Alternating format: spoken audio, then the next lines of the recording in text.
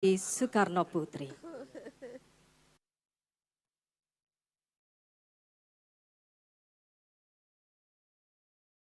Assalamualaikum warahmatullahi wabarakatuh. Salam sejahtera untuk kita semua. Om Swastiastu, Namo Buddhaya, salam kebajikan, Rahayu. Salam Pancasila. Kalau boleh wartawan juga ikut ya. Kamu nih orang Indonesia apa bukan ya? Loh betul, karena begini, saya orang yang sayangi banyak orang, tapi juga tidak disukai banyak orang. Karena wartawan kalau udah jelekin saya tuh wah hebat deh. Jadi saya suka mikir gini, mereka ini dari kalangan apa ya? Karena kalau ini, salam ini sebetulnya itu resmi loh. Karena saya sebagai Ketua Dewan Pengarah Badan Pembinaan Ideologi Pancasila, saya bicara pada Presiden loh. Bahwa Pak, supaya rakyat tuh ingat bahwa ideologi kita tuh Pancasila, nggak ada yang lain. Jadi maksud Ibu lalu bagaimana? Harus ada yang namanya simbol-simbolnya. Nah saya bikin, boleh enggak Pak kalau Pak salam Pancasila saya populerkan? Wah setuju sekali. Jadi kalau nanti pada mau marah, marahnya sama Pak Jokowi. Karena sudah dapat izin beliau sebagai presiden. Saya hanya ingin nanti tinggal di dalam peraturan itu setiap ada upacara, maka dari sisi protokoler setelah menyanyikan Indonesia Raya harus selalu mengucapkan yang namanya salam Pancasila. Malah saya bilang mestinya juga merdeka itu. Karena orang kayaknya sekarang udah lupa mereka itu pernah dijajah 3,5 abad. Karena selalu harus resmi, jadi tentunya di sini banyak yang terhormat, Ibu Menteri Pemberdayaan Perempuan dan Perlindungan Anak, Ibu Bintang Puspayoga, Ibu Gubernur Jawa Timur, Ibu Khofifah Indar Parawangsa, lalu Wali Kota Pak Eri Cahyadi, para tamu Bupati, ada Dewan Pengarah BRIN, lalu ada juga mereka yang dari Yayasan Kebun Raya Indonesia dan tamu-tamu terhormat yang tidak bisa saya sebutkan satu persatu. Tadi kalau lihat kan ini saya kayaknya banyak ya. Presiden, Wapres, PPIP, BRIN. Cuman saya suka dalam hati saya. Kenapa nggak ada yang berani ngomong saya Ketua Umum Partai Demokrasi? Ini nggak kampanye loh. Emang ya betul saya adalah ketumnya. Nggak ada yang berani ya nggak apa-apa sih. Loh iya loh.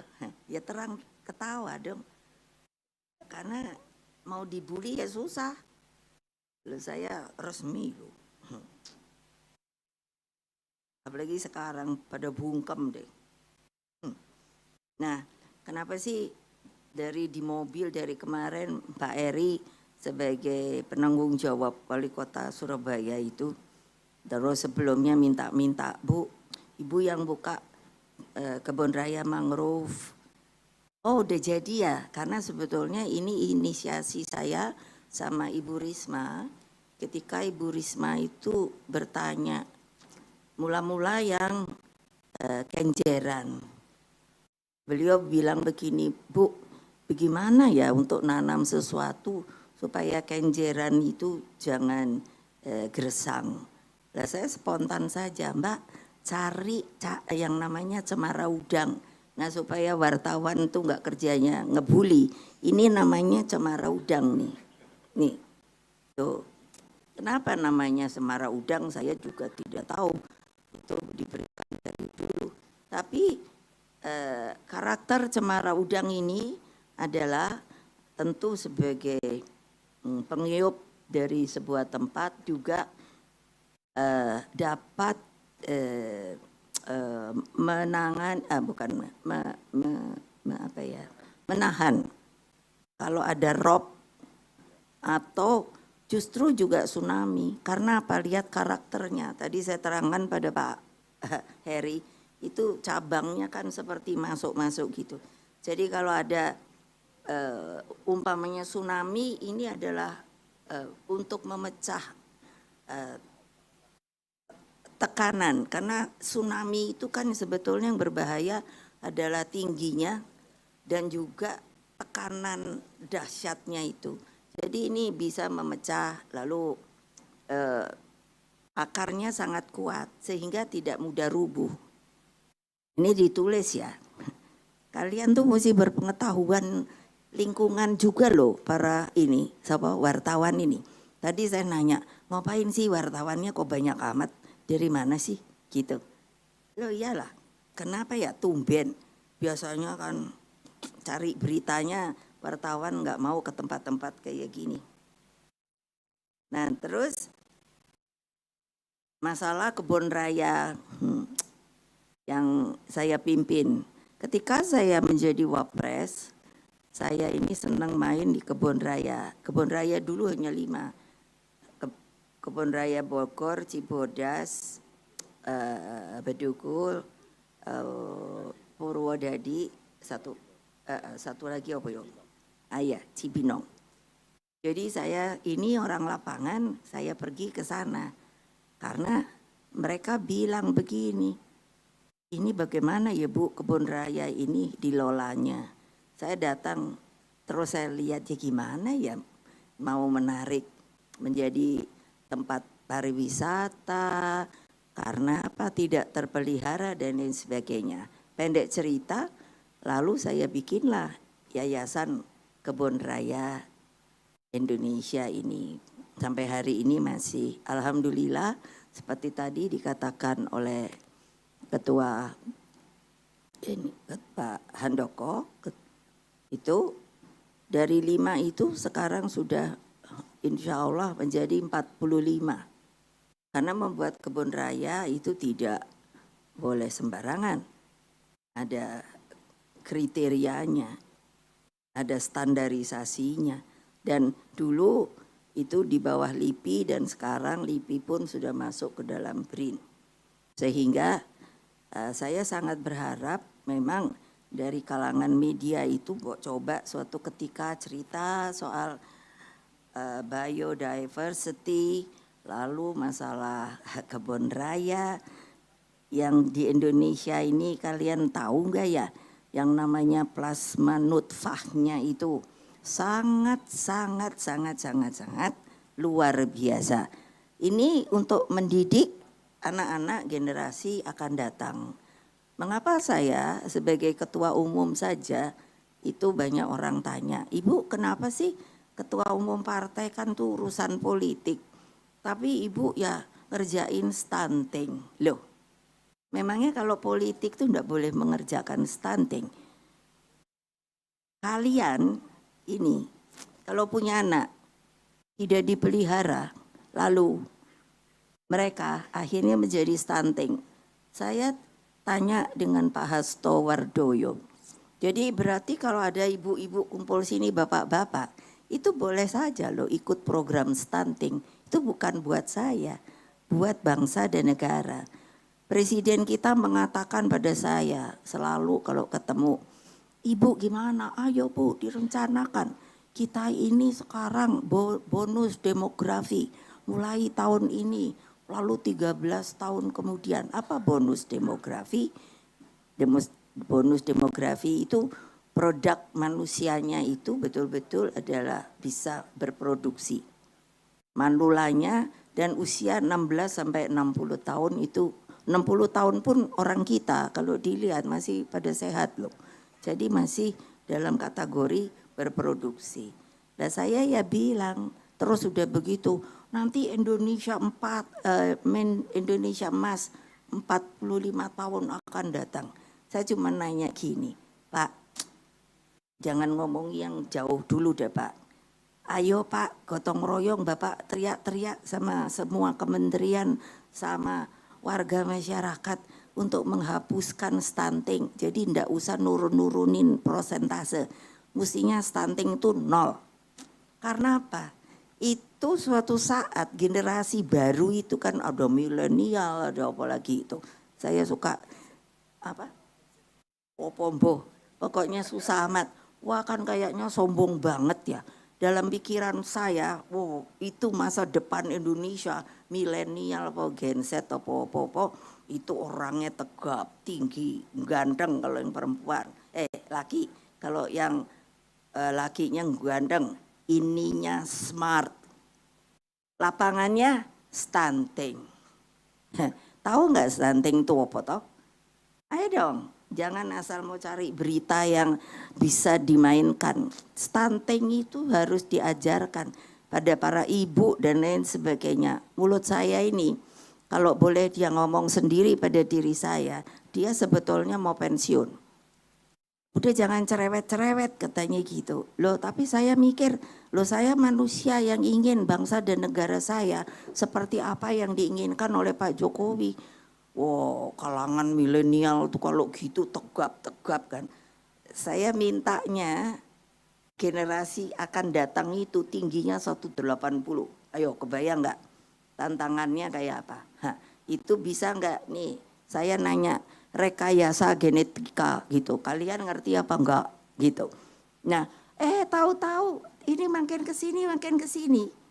Ketika Pak Andika itu jadi panglima merubah untuk masuk menjadi calon perwira, calon taruna, itu turun menjadi 160. Saya langsung udah dah capek deh. Kan itu apa sih, kurang gizi, kurang oksigen. Nah ini mangrove ini supaya tahu, coba kenapa Surabaya itu kan kota panas, tapi kenapa ini sejuk? Karena mangrove itu kerjanya mengeluarkan oksigen dan mengambil polluted. Jadi CO2-nya diambili. Udah begitu, oleh sebab itu namanya biota laut itu seneng banget di sini. Kalau enggak percaya kamu pergilah mancing. Ada udang, ada kepiting, ada ikan dan lain sebagainya. Karena tempat ini akan menjadi tempat pembenihan dia. Nah, saya kalau disuruh ngomong politik bisa. Disuruh ngomongi yang namanya kurang rame lah nepokinnya.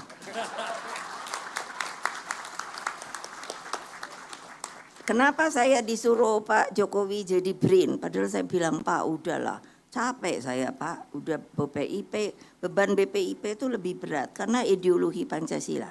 Tapi BRIN saya lihat juga research kita nggak jelas. Apa yang udah di riset saya sendiri nggak tahu. Terus ketika saya dikasih ini tugas menjadi ketua Dewan Pengarah, waduh keren yang namanya BRIN. Tadinya saya udah mikir, yang namanya orang pinternya itu 10.000. Wah profesor apa entah-entah. Tapi terus saya pikir, nah itu saya selalu bilang kita mesti punya harga diri. Mau tahu? Jadi kamu jangan coba ya, kalau mau debat sama ibu jangan bully, udah stop. Jadi datang aja sendiri ke sini, ngomong apa yang kamu mau ngomongin. Ayo berani enggak? Sini kalau mau. Ayo wartawan. Loh ya, saya lagi tantang mereka karena enak banget ngebully orang gitu. Terus saya kan mikir, kok enak aja ya ngebully, bilang sama redaksinya. Betul loh. Waktu di Kompas saya udah bilang, kalau sekarang saya biarkan. Tapi nanti kalau ada ngebully saya gugat. Kamu pun saya gugat. Karena yang memberi pemberitaan. Nah ingat ya, ini nggak ngomong bohong loh, kan langsung. Jadi kalau nggak cocok datang, mau diskusi, mau debat, ayo. Supaya kalian tahu, saya nggak sekolah. Saya dibilang dulu drop out lah, apa dibilang bodoh lah apa. Saya diem aja. Karena sebetulnya itu persoalan politik. Tapi sekarang apa? Profesor saya 2, honoris saya 9, masih nunggu 6 lagi. Makanya waktu ngadepi yang 10.000 ini, saya bilang, kalian kalah sama saya. Apa aja saya bisa ngomong. Ayo, nuklir. Oke, tanya Pak Handoko. Saya udah ngomong nuklir loh. Ya, apalagi persenjataan. Tahu alutsista. Kenapa? Loh, saya panglima tertinggi loh waktu presiden. Jadi kalian jangan main-main loh sama saya. Ya, di sini saya harus ngomong seperti ini. Why? Karena sebentar lagi kan mau pemilu. Saya nggak mau digoreng-goreng lagi. Ini pernyataan saya, tolong ditulis yang benar. Ya. Nah, kami Kebun Raya itu nirlaba. Jadi biasanya kami melihat kalau ada perlu sebuah bantuan, kami minta kepada teman-teman untuk bisa memberikan gotong royongan. Nah, untuk ini mangrove kami sudah bisa mengumpulkan itu Pak Wali Kota sekitar 2M.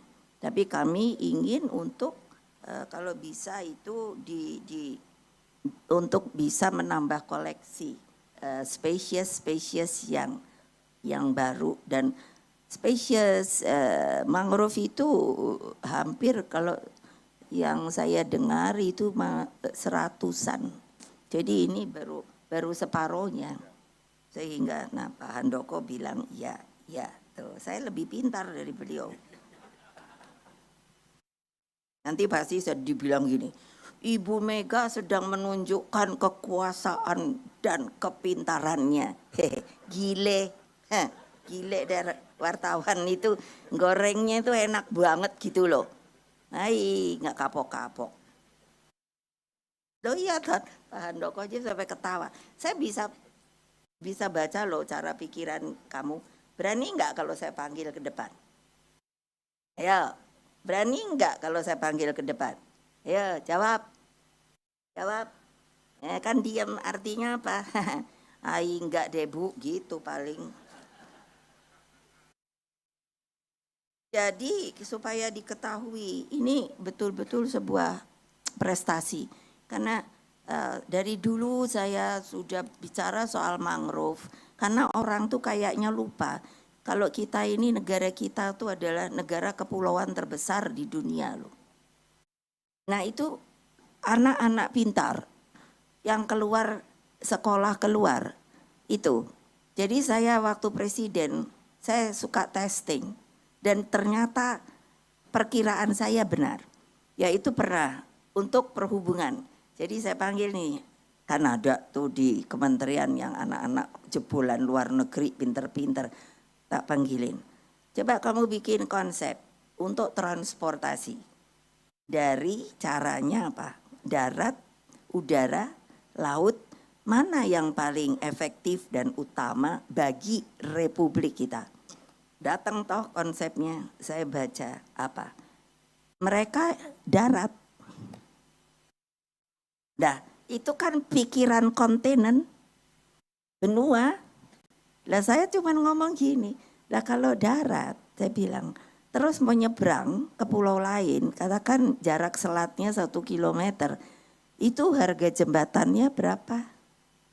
Dan kita itu adalah negara ring of fire loh, masih bergolak. Lempeng-lempeng kita kalau ada gempa tuh why? Saya yang membuat GMKG, supaya tahu. Dulu gak ada BMKG. Ini akan masuk ke El Nino. Ayo. Itu kan kalau yang nepok apa karena kesengsem atau memang nggak mau tepuk tangan? Iya. Jadi sekarang harus bersiap. Wartawan juga harus menginisiasi. Kalau El Nino tuh kekeringan.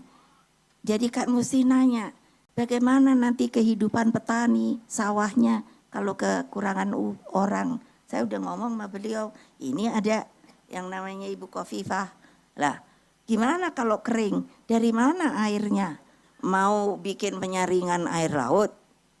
Itu mahal sekali. Kami di BRIN udah membicarakan hal itu. Ini pengetahuan bagi kalian. Sudahlah, jangan cari berita itu yang hanya bikin kamu kayaknya akan dapat nama gitu, enggak. Saya pernah loh, satu wartawan, nggak usah saya omongin, karena saya udah jengkel. Karena topiknya beda dengan apa yang akan ditanyakan, melenceng. Ngamuk saya bilang, kamu jangan mikir loh. Kalau kamu mau jelekkan saya bisa dengan mudah jelekkan keluarga kamu loh. Ini bukannya kembali loh, ngancem enggak. Kalau ngancem itu kan di belakang kayak ngebully juga. Ini ngancem enggak, ini depan. Saya bisa loh, jangan lupa loh. Saya ini pernah presiden, pernah wapres. Jadi saya mau tahu seseorang tuh dengan mudah bisa saya ketahui. Tapi saya diam aja. Terus apalagi ya, sudah ini sudah.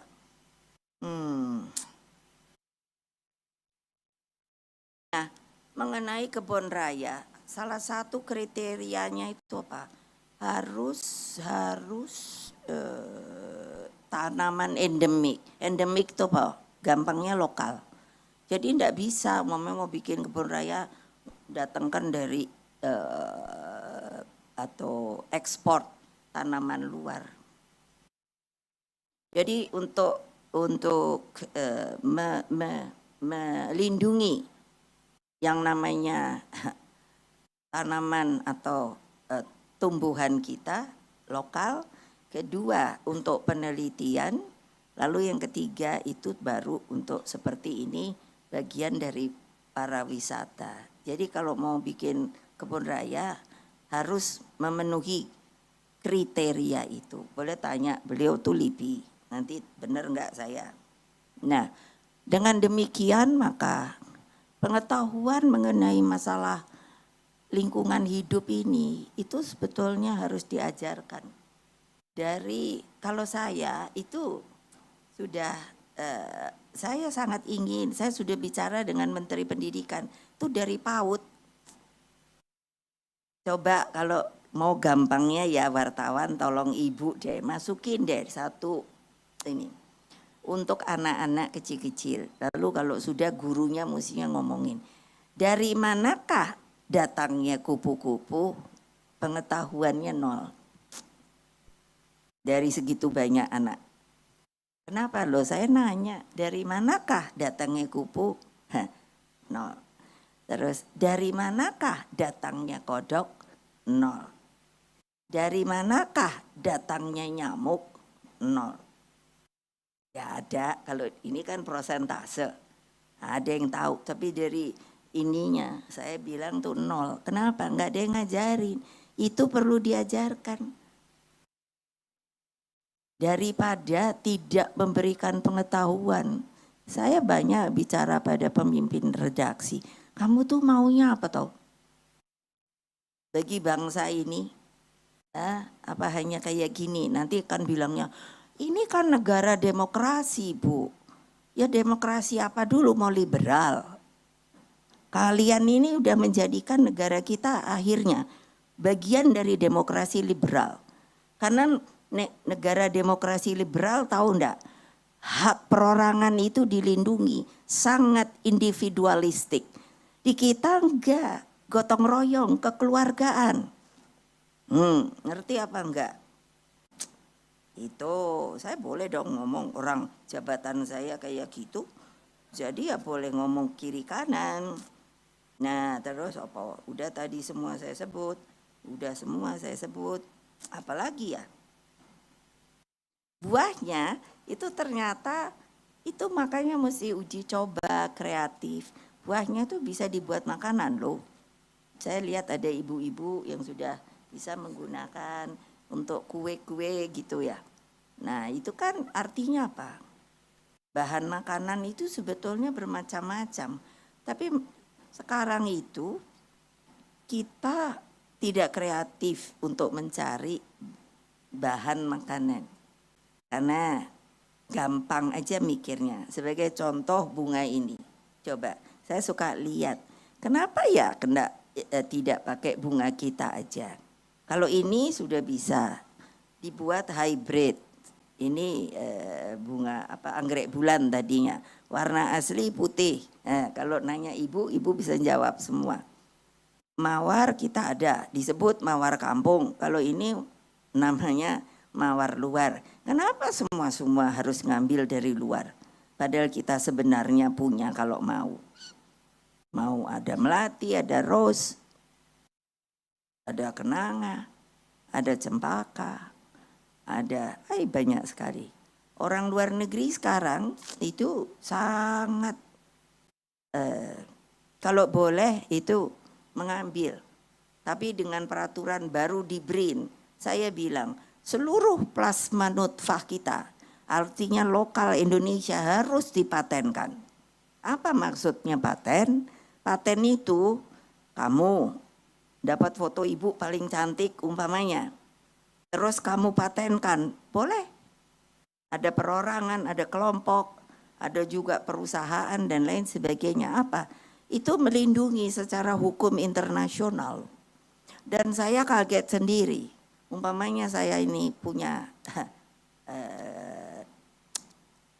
membuat sesuatu, akhirnya saya patenkan. Itu ternyata kalau saya ada orang mau memakai, itu harus bayar royalti. Dan royalti itu akan terpakai seumur hidup loh. Lalu kalau umpamanya seseorang lalu sudah tidak ada, yang masih membawa rezeki itu adalah anak keturunannya. Dan bayangkan, selamanya itu paten itu sangat terlindungi untuk anak keturunan setelah orang yang membuatnya tidak ada 70 tahun. Nah, ada yang tahu nggak urusan gini? Manggut-manggut deh. Iya. Kalian itu ngelihat ibu sebetulnya terpesona kah? Kadang saya suka lihat, kenapa jadi melongo ya? Malah kadang mulutnya sampai ke mangap. Terus saya tuh mikir, dia tuh sebetulnya dengerin saya atau enggak? Jadi kalau saya lagi di depan itu, saya hanya suka mikirnya gini. 1, orang tidak ngerti. 2, orang ngerti. Atau orang kesengsem, terpesona. Wah, kok Ibu Mega masih cantik ya? Udah gitu kok pinter ya? Hai, gawat deh. Jadi saya suka mikir tuh, kan yang depan aja, yang belakang enggak, pasti ada yang udah tidur kali. Kenapa orang Indonesia tuh masih disuruh ya? Saya lihat kalangan Indonesia tuh kekurangan kreativitas sehingga kekurangan spontanitas. Jadi sangat, katanya sih kan gitu, sangat memendam perasaan. Saya nggak setuju itu. Karena saya dari kecil, bapak saya itu presiden pertama, ibu saya itu ibu negara pertama. Dia melakukan pada anak-anaknya adalah yang namanya demokrasi Indonesia. Jadi saya boleh ngomong dari umur kecil. Saya nanya, ini ada. Bapak saya, ibu saya jawab dengan sabar. Kalau sekarang ibu-ibu kasih makan, anak-anaknya apa itu? Mie pop itu. Itu yang mengakibatkan stunting loh. Dengan segala hormat pada pengusaha mie. Saya udah ngomong sama pengusaha mie itu. Saya kenal kok. Mbok masukin toyo. Mie kamu tuh gizinya yang kuat gitu loh. Mungkin telur ya, karena yang sangat diperlukan itu kalsium, kalium loh. Untuk pembentukan tulang. Mengapa mereka jadi tidak punya IQ yang tinggi, tidak masuk sampai standar? Karena tempurungnya, kalau lihat bayi itu kan ubun-ubunnya suka kayak dut gitu loh. Nah itu kan harus dibuat menjadi keras dan membuat itu menjadi bisa melindungi otak kita. Tapi karena kekurangan pertumbuhan tulang, ini juga tulang. Itu maka otak itu pun tidak dialiri oleh darah segar yang mengandung kalium, kalsium. Nah, sehingga itulah otaknya bodoh. Mau kamu dibilangi nanti anak-anakmu milenium, apalagi tadi itu. Apa? Nah, Tapi itu stunting. Itu saya bilang, masa generasi kita punya beban buat negara. Nanti anak stunting itu saya bilang, mau dikemanakan? Mau suruh belajar, masukkan dianya dengan orang cacat? Hah. Di sekolah apa? Ayo mikir. Siapa yang gak setuju? Saya sekarang mulai nantang. Sini ngomong sama saya. Coba pikir. Nanti kalau anak kamu bilang sama istri-istri kamu waktu di Kompas, saya ngomongnya begitu. Udah berhenti itu main jet. Ibu-ibu sekarang kan saya lihat gitu. Oh, kasihlah anaknya mie. Kalau udah cuk. Ayo ketawa, ini berarti benar kan? Iyalah, loh siapa suruh kamu punya anak? Kalau memang gak mau ngurus, tolong deh gak usah punya anak. Karena udah ada BKKBN, kamu bisa, itu sangat salah. Kalau banyak ibu-ibu bilang, BKKBN itu keluarga berencana, itu kan memandulkan Bu, salah besar. Hanya itu merencanakan. Tanya, jangan diem aja. Makanya kenapa ya, saya kalau ngomong mulut kayak gini tuh saya mikir, ini sebetulnya audiensnya itu bergairah apa enggak? Atau memang bagaimana ya? Coba. Tapi kalau saya sebagai ketua umum, itu yang namanya anak-anak saya, artinya kalau anak-anak saya itu saya aja dibully, nggak boleh ngomong kader, nggak boleh ngomong petugas partai. Nah, saya bilang apa? Bodoh amat. Lo orang partai kita emangnya gitu? Lo kok yang lain ikut mau nimbrung intervensi? Ya enggak lah. Ya kalau kamu mau ikut kita ya ikut aja, kamu bilang nih kader. Nanti memangnya kalau bukan kader itu orang juga lalu ngomong gini, katakan Pak Eri, mana bisa dia jadi wali kota kalau tidak didukung oleh partai? Ngomong tuh yang benar. Gitu loh. Ini juga saya masukkan politik. Padahal tadi saya bilang saya nggak mau ngomong politik. Tapi ini pembelajaran supaya apa? Jangan dong, wah ada itu media.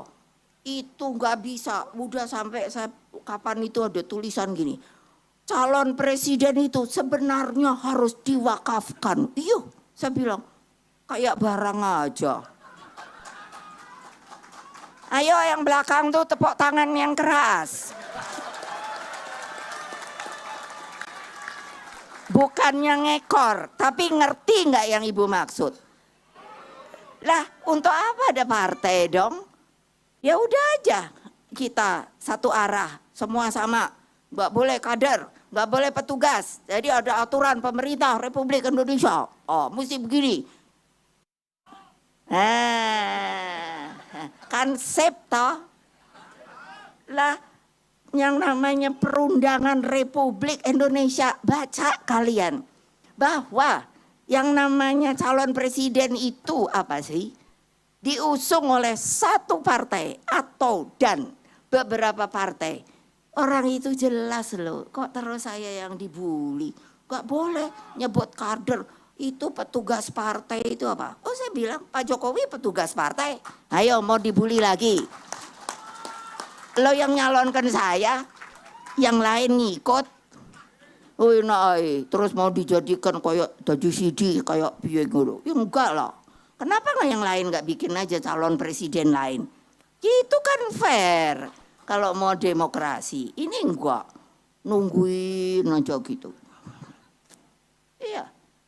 Coba deh, saya kepingin tahu. Saya ngomong gini ntar yang koran-koran apa segala itu ngebully apa enggak? Yo ben wae.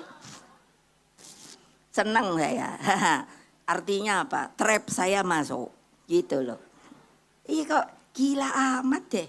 Yang kayak nggak ada berita bagus deh yang bisa dimasukkan. Tolong deh. Ntar paling gitu. Ibu Megawati bercerita di mangrove dengan politik kayak saya nggak pernah bisa baca pikiran Anda ini loh. Loh ya, tapi kan kebangetan dong. Jangan dong perundangan kita itu terus dibelok-belokkan gitu loh. Ya kalau mau ikut, loh saya nyalonin kan nggak pernah ngikut yang lain punya ya bodo amat. Saya maunya itu, gitu. Ya kamu mau ngikut ya monggo, ada aturannya. Ya kalau enggak ya nggak ngopo-ngopo. Nah itu baru demokrasi. Ini enggak, ini dipak gitu dulu. Kan gitu, gile gitu. Terus udah mulai ini endat, endut. Balik satu tiap hari orang kalau nanya siapa aja, Ibu sampai kapan di Kompas apa di mana itu? Ada wartawan nyelonong aja perempuan, mana enggak ya? Ada enggak orangnya? Hehe. Tiba-tiba kalau nggak salah di mana ya? Ntar nggak usah diomongin dah. Tahu-tahu orang topik beda, tahu-tahu gini. Untuk pertanyaan untuk oh ini di Cibinong. Untuk pertanyaan gitu. Kalau Ibu bisa kasih kisi untuk cawapres apa? Itu kan. Saya kan nggak kekurangan omongan. Apa coba? Lambok kamu tuh ya sabar aja loh. Nanti juga saya umumin gitu. Kan saya ngerti kenapa dia nanya gitu. Wah kan kalau bisa dapat dia dapat nomor 1. Dia menjadi prestasi dan wartawan andalan. Gampang loh. Mbak udah deh. Enggak usah ntar juga datang. Kayak sekarang tiap hari aku ditanyain. Benernya siapa tuh Bu yang mau dijadi nomor 2? Loh takon. Tunggu aja ntar juga ada harinya. Saya nanti ngumumin. Ya terserah. Saya dong, terus lagi. Sekarang di MK. Itu karena ini udah habis yang saya terangin. Tadi saya tanya sama Pak Eri, saya boleh ngomong berapa lama? Karena sekarang saya harus nanya gitu. Kapan itu di Kompas saya hanya dikasih 15 menit. Jadi saya pegang kan ini. Saya bilang sama audiens yang mahasiswa. Anak-anak, ibu ini hanya diberi waktu 15. Jadi saya rasa saya hanya ngomong dari yang namanya Assalamualaikum gitu. Terus saya nggak akan ngomong dulu yang terhormat. Saya bilang sudah begitu saya bilang ya sudah itu yang ibu bisa sampaikan. Kadang tuh nggak mikir boyo. Lah orang disuruh 10 menit. Nah ini untung saya masih bisa yang terhormat, waduh. Loh kalau sampai belakang yang terhormat gitu. Makanya saya bilang udah yang paling terhormat yang ada berada yang nggak bisa saya sebut satu-satu gitu. Jadi jangan deh, udah deh nggak usah main politik sama saya. Loh, saya nih berpolitik 30 tahun. Loh, udah gitu ngikut seorang presiden yang pendiri bangsa ini loh, diajari politik loh. Kalau orang ngomong gini, kamu ngomong gini. Kalau orang nohok kamu gini, kamu ulus. Kalau orang, saya punya ilmu, saya bilang nih kungfu Ibu Mega. Nah itu boleh ditulis. Apa? Kan sekarang itu apa? Mukul, ngerangkul. Nanti mau tahu akibat mukul dulu. Kalau nggak ada reaksi, cekek. Ya, saya bilang, nah tulis kungfu Ibu Mega. Lo aneh lo, kok dipaksa-paksa. Tapi kalau dia disuruh ini demokrasi, ya Allah. Padahal itu sudah menghumiliate orang. Itu lah kayak Mbak Khofifah. Saya temenan sama dia. Saya dengar kan dia mau jadi gini. Ya karepe Mbak Khofifah. Enggak ada saya kalau telepon, Mbak jangan ke situ loh. Tanya ayo kalau saya pernah ngomong enggak, ya karepmu. Mau ke sana boleh, mau ke sini ya boleh. Gitu loh. Kok susah amat. Loh iya loh kayak saya nih bukan orang politik gitu loh. Kan kalian belum tahu kan yang namanya silat lidah saya. Saya memang gak mau ngapain buang waktu. Dipanjing-panjing gitu. Kan gitu. Ibu kenapa? Kan bisa Bu. Boleh gak ada talk show? Terus saya kan gitu nanya. Terus kalau talk show kenapa dong? Gitu. Ya nanti yang dipanggil yang top-top gitu. Terus kamu yang nanya. Gitu kan. Enggak saya bilang. saya boleh nanya nggak sama yang talk show itu? Kamu diem gitu. Oh ya nggak bisa dong Bu, karena saya yang harus nanya dong. Berarti kan kamu udah mengarahkan tau gitu. Nah, jadi kan itu maksudnya, itu kan mukul secara pelan. Tinggal tergantung pikiran kamu dong. No, makanya saya nggak pernah keluar talk show. Saya bodo amat, ya biarin aja. Karena saya nggak pernah mau hanya untuk memperpanjang yang namanya itu yang media-media itu kan nanti digulung dak dak dak dak dak dak dak dak gitu loh. Iya enggak. Banyak yang bilang Bu ngomong dong Bu. No. Saya ngomong kalau sudah datang perlunya. Gitu keren kan. Dan apa kapan datang perlunya? Yaitu nungguin yang sopo sih number 2-nya. Bener gak? Iyalah gampang banget. Mbak Eri maaf ya, udah ya. Lah iya loh, jangan deh main-main lagi sama saya deh. Itu saya kesel juga deh. Apa kalian tuh gak ada rasa hormat loh. Coba kalian itu berada di tempat saya, coba deh. Itu yang saya marahin, sampai dianya maaf-maaf mau nangis. Nggak usah nangis. Kamu masih gitu, saya bilang, nanti cari aja. Kamu masih gitu, kamu bisa saya pindahkan. Gitu aja. Bukan ngancam loh. Kalau nggak percaya mau saya lakukan.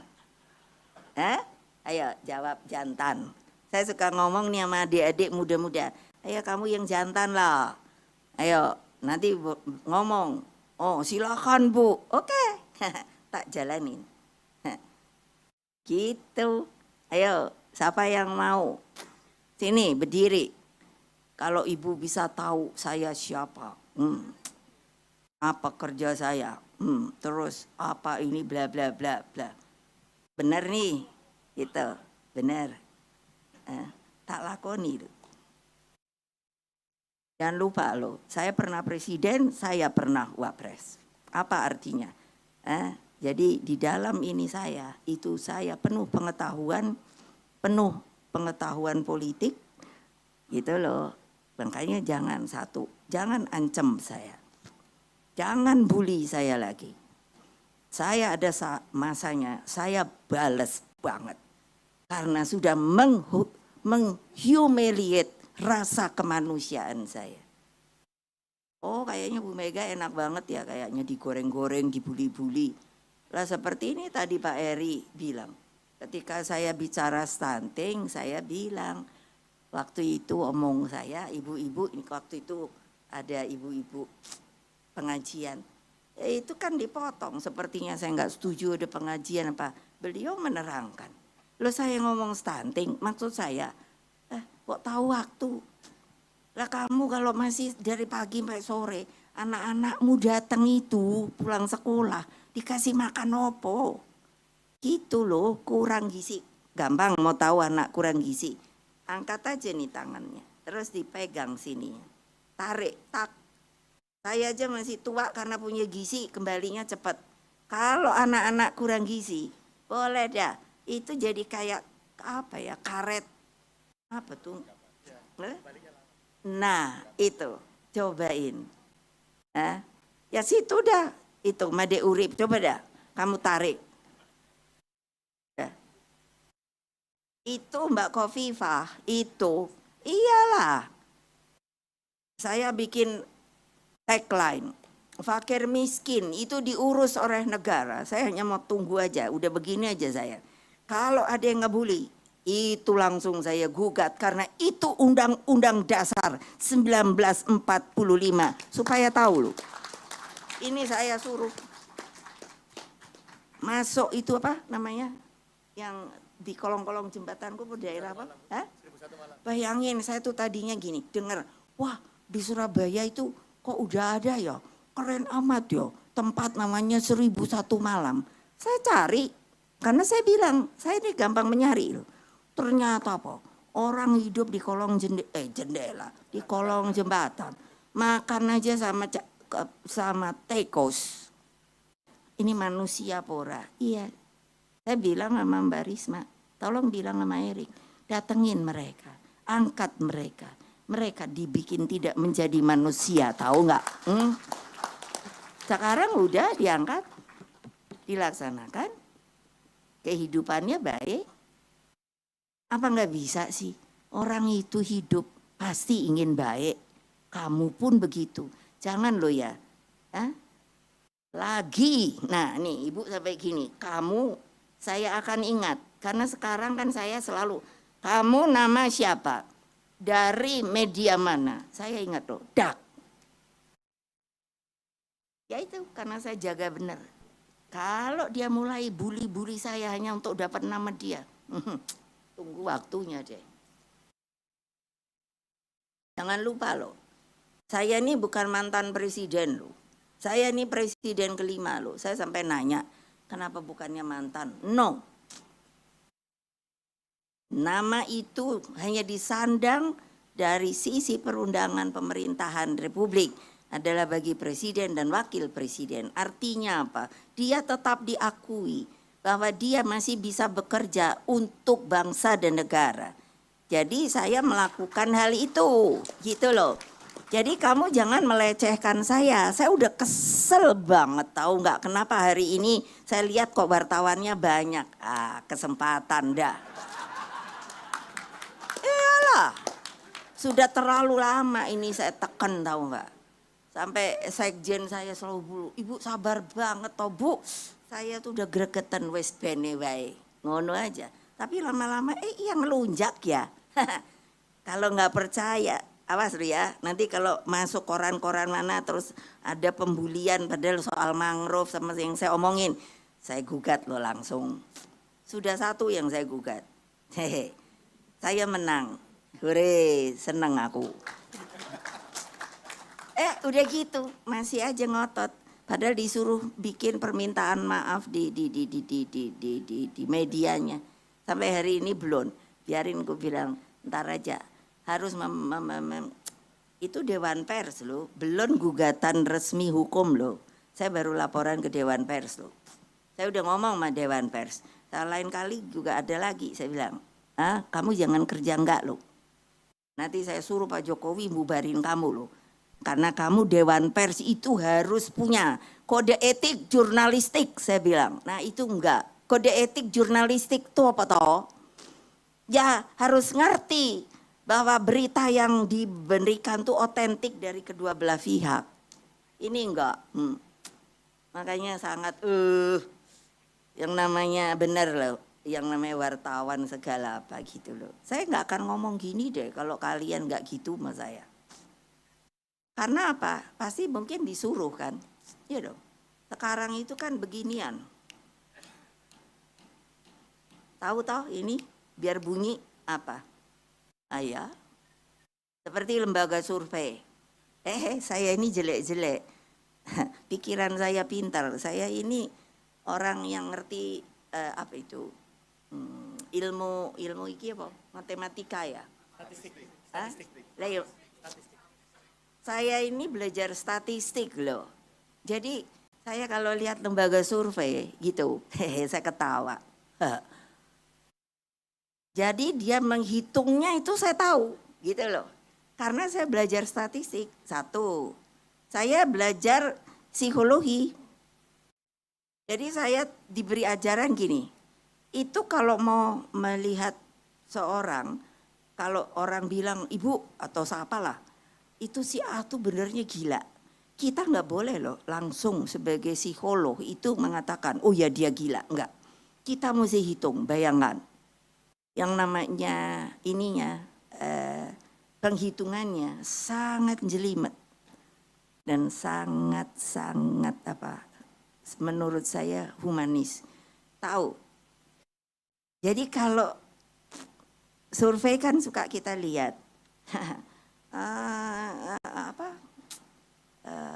Yang dijadikan sampel sekian orang by phone gitu. Udah gitu terus errornya itu segini gitu kan. Iya. Saya pikir udah salah dah statistik apa itu. Karena apa? Kalau di psikologi itu untuk menyatakan orang ini gila, karena kan kita nggak boleh salah. Tahu, itu tatap muka minimum 5.000 orang. Nah kan bingung ya, kok 5.000 orang? Apa? Jadi secara berantai dari keluarga terdekat, lingkaran terdekat, terus mungkin kan hubungannya kenal. Lalu dihitung, oh berarti benar, ini kalau sampai 80%, semua pada menyatakan orang ini memang udah nggak benar, mesti masuk rumah sakit jiwa, gitu loh. Nah jadi kalau disurvei, aku tuh sampai mikir ngopo toh yo gitu. Yang nggak lain. Terus kan lucu gitu buat saya. Saya kan orang lapangan supaya kenal gitu loh. Makanya saya kenapa sih bisa ngomong sama kalian. Makanya kalau kalian nggak setuju sama saya sini ngomong, debat, diskusi. Saya ini orang lapangan loh, bukan teoritis saja loh. Jadi saya bisa tahu, jadi saya dengan ilmu statistik itu, kok bisa ya?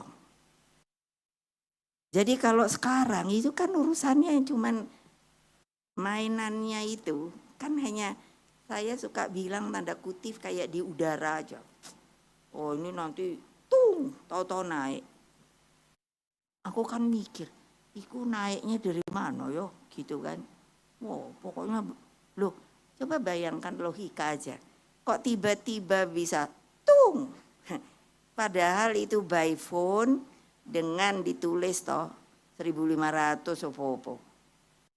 Kok bisa itu dijadikan apa itu namanya? Seperti apa? Contoh bahwa kebenarannya itu gitu kan, makanya ada istilahnya. Itu loh. Nah saya kan pikir, lucu amat ya ini survei Indonesia ini loh. Saya belum aja pada mau ketemu survei. Kamu kalau survei mau pakai by phone, tapi kan saya tahu by phone tatap muka. Ya kan bayangin itu mesti bikin tim. Belum lagi kalau mau ke seluruh Indonesia kan mesti datengin orang, kan itu biaya. Gampang toh sini logiknya. Nah kalau ini kan telepon, umpamanya kalau gini gampang kan. Di saya karena orang psikologi, meskipun itu tadi bilang karena drop out apa enggak, kan bisa.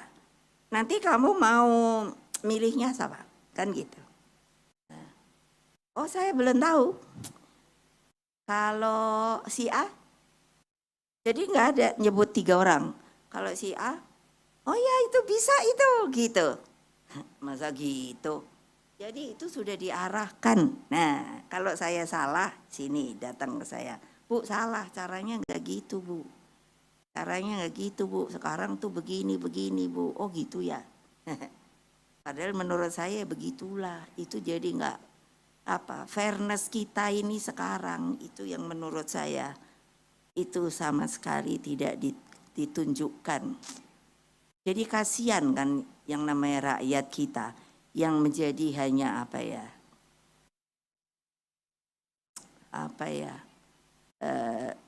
bukan objek. Ya kan orang, bayangkan orang di TPS saja kadang-kadang orang kan nanya, yang mana ya yang mau di ini ya gitu. Lah kamu kepinginnya sopo? Loh, ini realita Republik kita loh. Dan itu pun juga karena media itu ikut serta loh. Padahal kalian tuh sebenarnya kalau menurut saya fair aja. Rakyat itu diajarin. Makanya saya bilang, Ibu Khofifah diomongin gini, ya bodo amat Mbak Khofifah, dia mau ke sono, mau ke sini, mau ke apa. Terserah, itu hak dia. Tapi jangan bohongi rakyat. Kedua, ajari dia. Kapan rakyat itu akan pintar? Coba bayangin, jangan mikiri mau enak aja deh. Oke, thank you. Wassalamualaikum warahmatullahi wabarakatuh. Om Santi Om. Merdeka! Merdeka! Thank you. Baik, terima kasih kepada Ibu Profesor Dr. Honoris Causa Hajah Megawati Soekarno Putri yang telah memberikan sambutan. Sekali lagi terima kasih banyak penghormatan.